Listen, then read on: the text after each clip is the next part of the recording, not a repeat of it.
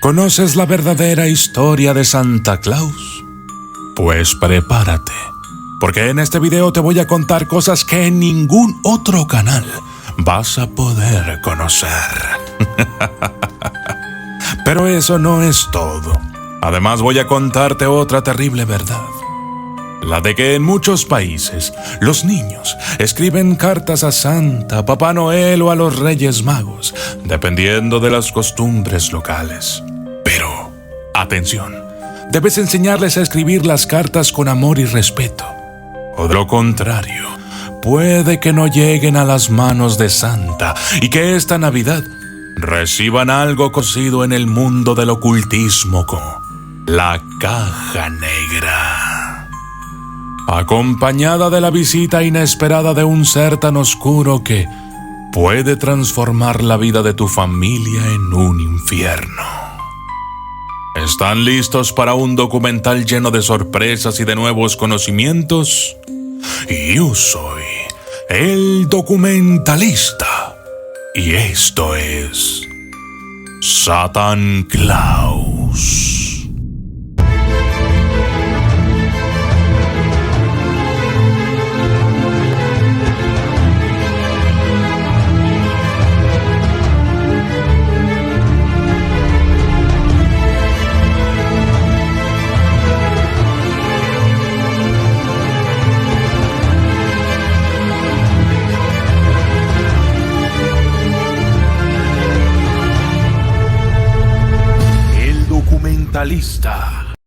No hay nada más bello que la Navidad. Más allá de su enorme significado religioso, existe una hermosa tradición, la de recibir regalos en esta fecha. Pero, ¿qué pasa si en lugar de alegría y felicidad, recibieras desdicha y desgracia? Veamos. Todo comenzó con San Nicolás de Myra, un obispo cristiano nacido en el siglo IV en esa ciudad, ubicada en la actual Turquía. Era conocido por su generosidad y por ayudar a los pobres y a los niños, lo que lo convirtió en un santo muy popular.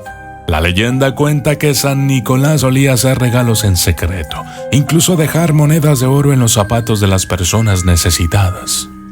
Durante la Edad Media y el Renacimiento, la figura de San Nicolás se fue integrando con otras tradiciones populares como el Papá Noel o Sinterklaas en los Países Bajos. Sinterklaas era un hombre mayor con capa roja, barba blanca y gorro, que visitaba a los niños para entregarles obsequios.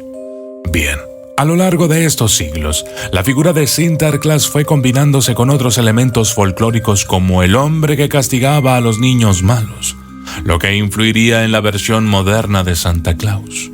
Ya en 1823, el poeta Clement Clarke Moore escribió el poema A Visit from Saint Nicholas, más conocido como The Night Before Christmas, que describía a Santa Claus como un hombre alegre, regordete y vestido con un traje rojo, que viajaba en un trineo tirado por renos y que entraba por la chimenea para dejar regalos a los niños. Luego, en 1931, la marca Coca-Cola lanzó una campaña publicitaria que presentó a Santa Claus con la figura que hoy conocemos. A partir de entonces, se consolidó como un personaje central en las celebraciones de Navidad y su representación se estandarizó a nivel global, principalmente en los países occidentales, extendiéndose por el siglo XX y XXI en películas, programas de televisión y comerciales, aumentando así su popularidad. Ahora vayamos a lo principal. ¿Piensan que un ritual tan lleno de esperanzas e inocencia, cargado de magia como escribir una carta pidiendo un regalo en Navidad o Reyes Magos, pasaría desapercibido por las fuerzas del mal? Claro que no. Porque no todo es alegría en estas fechas. Hay un espíritu poderoso y sediento de venganza que se siente atraído por las cartas que expresan sentimientos oscuros y falta de respeto. El primer incidente reportado oficialmente ocurrió en 1965 en los Estados Unidos. Un niño llamado Michael O'Donnell, de 6 años, criado en Los Ángeles, cuyos padres eran muy ricos, escribió su carta a Santa Claus pidiendo una pista de autos eléctrica. La escribió en octubre y la dejó sobre la chimenea, como era su costumbre. ¿Por qué tan temprano? Por envidia. El matrimonio López, que eran empleados de la mansión con recursos limitados, había fabricado uno de esos juguetes para su hijo, Timoteo, quien lo disfrutaba con enorme alegría en la casa de servicio que ocupaban sus padres. Esto despertó sentimientos de odio en el caprichoso Michael, quien decidió destruir la pista de autos ajena con un martillo sin que nadie lo viera. Para colmo, inmediatamente escribió su carta, exigiendo la mejor y más costosa, con el único propósito de jugar delante de Timoteo sin prestársela. Ya se relamía con solo imaginar al niño pobre envidiando lo que pronto tendría. Sin embargo, nada salió como Michael lo esperaba. Los padres de Timoteo, con miedo de contarlo, llegaron a la terrible conclusión de que únicamente Michael era capaz de haber destrozado la pista que ellos habían fabricado a su hijito. Hablaron con el matrimonio dueño de la casa, sus jefes, temiendo ser despedidos pero con la convicción de que era lo correcto.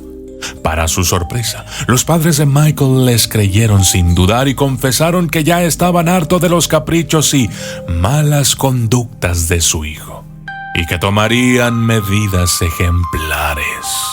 La carta del malvado Michael a Santa decía: «Escúchame, he sido bueno, salvo esa vez que quemé a la cocinera con el té, pero fue culpa de ella, que sabe muy bien que no me gusta con miel.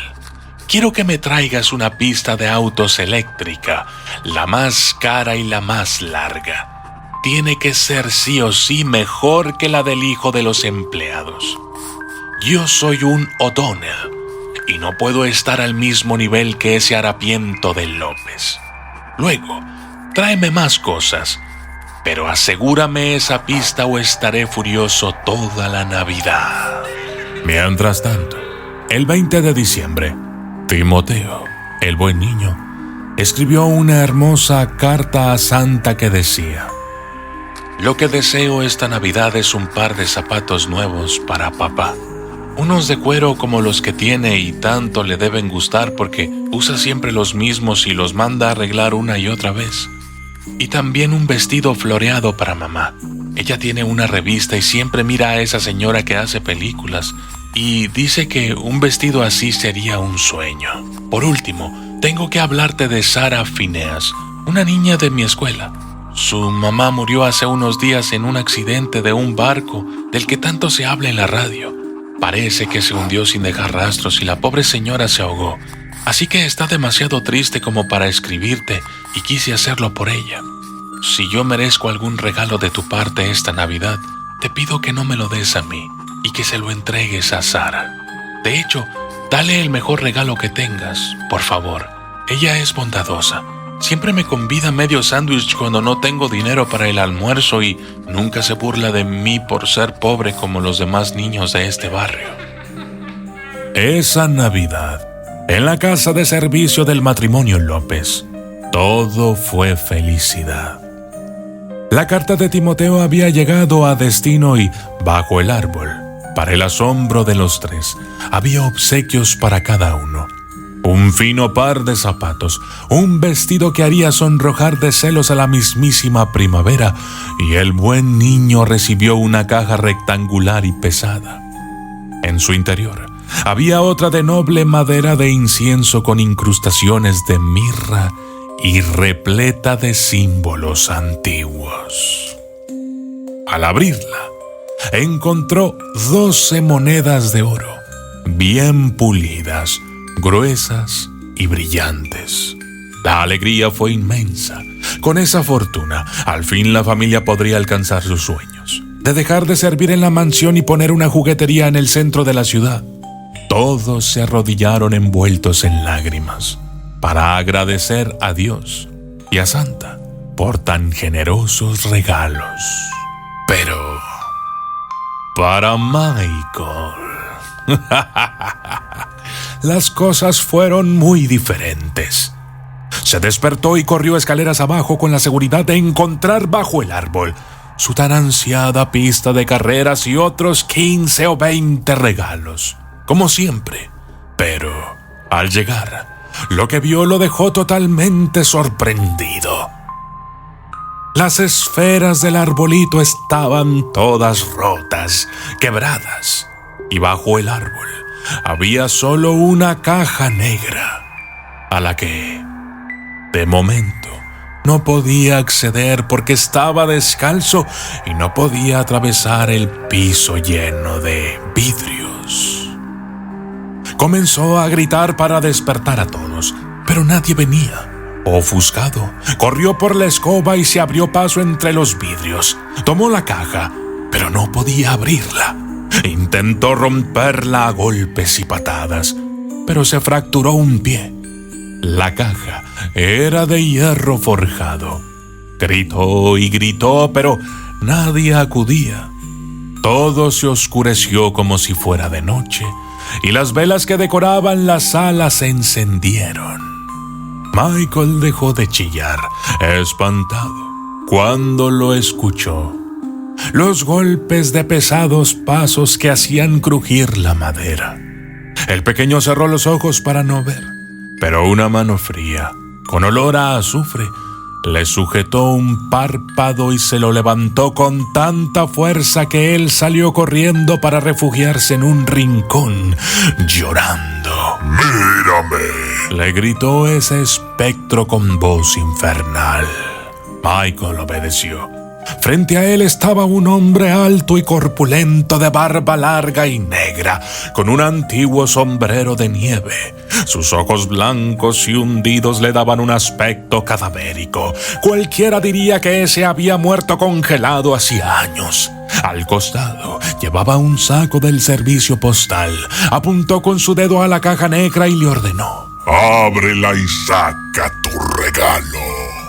Michael se arrastró, llorando, mirando la escalera de reojo sin comprender por qué sus padres no bajaban a socorrerlo. Descubrió que la pesada caja de hierro tenía una manija y al abrirla, vio lo que en su interior había. Un martillo. El mismo que había usado el infame para destrozar la pista de Timoteo. Ahora estaba cubierto de sangre y tenía cabellos humanos pegados en el metal. El espectro rió sarcásticamente y dijo: leí tu carta. Así que estarías muy furioso esta Navidad si no te traían lo que pedías. Por llevar regalos a niños caprichosos y maleducados como tú, me perdí en la tormenta una Navidad y mi propia hija murió a causa de la pobreza unos meses después. Pero tú te pones furioso, ¿verdad? Muy furioso. La claridad volvió de pronto. Las velas se apagaron. La caja negra desapareció y la cocinera entró con una enorme bandeja de desayuno, muy sonriente. Pero gritó de terror al ver a Michael sosteniendo ese martillo ensangrentado. Sin dudar preguntó: Niño, ¿qué has hecho con tus padres? La cocinera subió corriendo la escalera y encontró los cadáveres de los dueños de la casa con la cabeza destrozada. En la boca del padre estaba la carta de Michael la Santa, repleta de pedazos de carne y dientes desprendidos. La policía acudió al instante. En su declaración, la cocinera señaló sin dudar al niño como el autor de la masacre. Los padres le habían contado que Michael no recibiría regalos este año, que querían darle una lección, y además señaló que el niño tenía un carácter terrible y era malo. Muy malo. La mujer contó que hasta le había tirado el té hirviendo en la cara meses atrás, solo porque se lo sirvió con demasiada miel. La carta a Santa fue la evidencia que lo condenó. Michael está en un asilo para lunáticos desde entonces. Aún sostiene que el cartero congelado es el causante de la masacre. Dijo a los gritos que había sido Satan Claus, un demonio que llegó atraído por su carta. Obviamente, nadie le creyó. El mito creció con nuevas apariciones y aunque no se pudo establecer con certeza quién había sido en vida ese cartero congelado, se piensa que se trata de Thomas Holberg, un boxeador a puño limpio ya retirado de la antigua Alaska, que tomó el oficio de cartero una Navidad de 1949 para poder darle de comer a su familia. Lamentablemente, le ordenaron que entregara un regalo en la casa de un rico empresario del pueblo vecino. Debía ir hasta allí porque el niño no había recibido nada de Santa y estaba enojado. Así que su padre ordenó una entrega de último momento. El resultado, una tormenta de nieve lo sorprendió y, sin poder encontrar el camino, Thomas Holberg se perdió. Hallaron su cadáver congelado 3 años después, y como su hija había muerto de fiebre y su esposa se había marchado sabe Dios a dónde, nadie reclamó el cuerpo y lo dejaron allí. Se cree que una tribu de esquimales Inupiat se topó con él en 1964 y decidió hacer un rito con el cadáver. Pero algo salió realmente mal, porque desde ese momento no han parado de suceder incidentes registrados en todo el mundo, donde muchos juran que han visto al cartero congelado sosteniendo una caja negra y entrando en las casas de los niños caprichosos y malvados para desatar el horror. La Navidad está cerca, así que quiero terminar este video con un final feliz. Los López abrieron su juguetería y Timoteo aún atiende en persona a ese magnífico local en el centro de Los Ángeles. Pero hay más. Ese 25 de diciembre de 1965, el de la masacre de la mansión O'Donnell, Sarah Phineas, la niña buena, recibió un llamado urgente. Ese fue el mejor regalo que Santa le pudo haber llevado. La Guardia Costera había encontrado un bote salvavidas a la deriva, con 7 personas a bordo, sanas y salvas, entre ellas su amada madre. Sara y Timoteo se casaron en 1988 y tienen 3 hijos, todos ellos muy bien educados. Y fue uno de ellos quien me ha contado todo esto. Y yo soy el documentalista. Y esto fue Satan Claus. ¿Te gustan las historias de terror?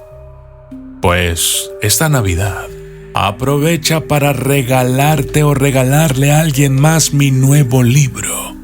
El miedo está aquí. Una colección de historias de terror que sin duda te harán pasar ratos inolvidables. Disponible en Amazon.